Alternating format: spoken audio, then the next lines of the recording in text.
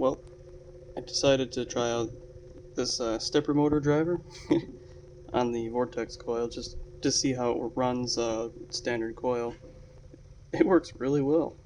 So anyone that wants to build a pulse motor and wants to be able to drive it with some kind of circuitry, a stepper motor driver works really well.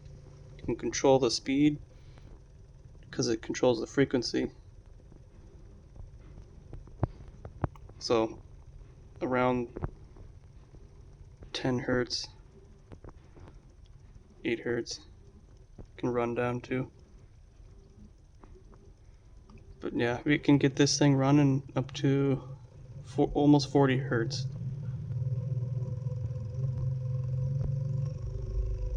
And you can see the wattage go down as it speeds up.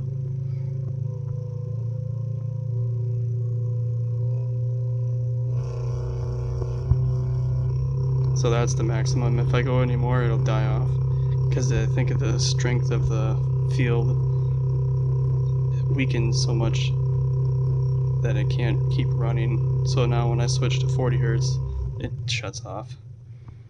And then it just becomes just a pulse to the coils. It runs out of synchronicity with the coils. As I turn it up, you can see in here.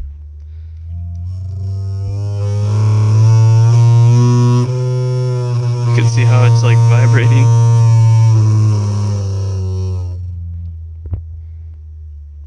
This works as a good signal generator too for experimenting with these Vortex coils, which I might try a little bit with this thing now.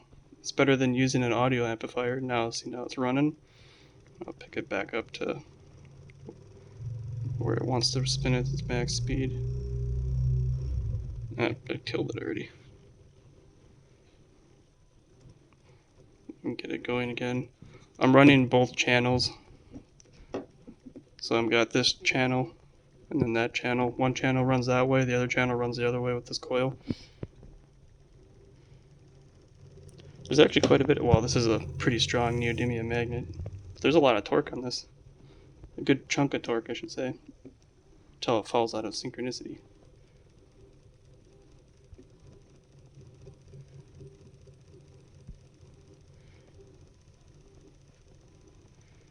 There's a good fair amount of torque. If you put too much load to it, it'll cut it off though.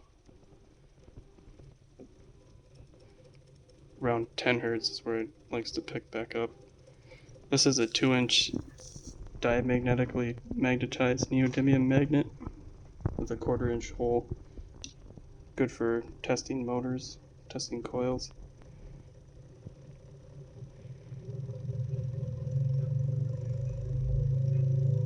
It's most happy around 30, 32.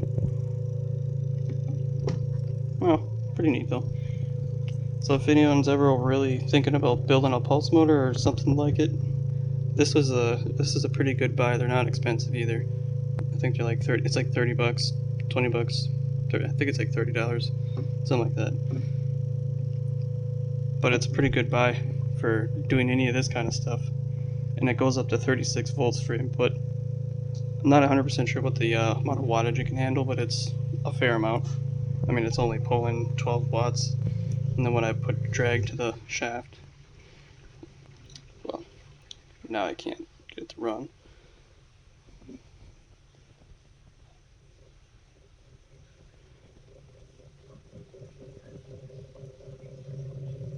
I'm gonna go to 25 hertz, then I'll put some load to it.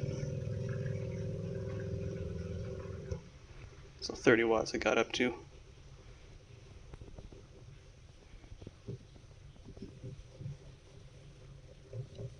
Anyway, just a little video I wanted to show what a signal or a stepper motor controller can do for just driving coils.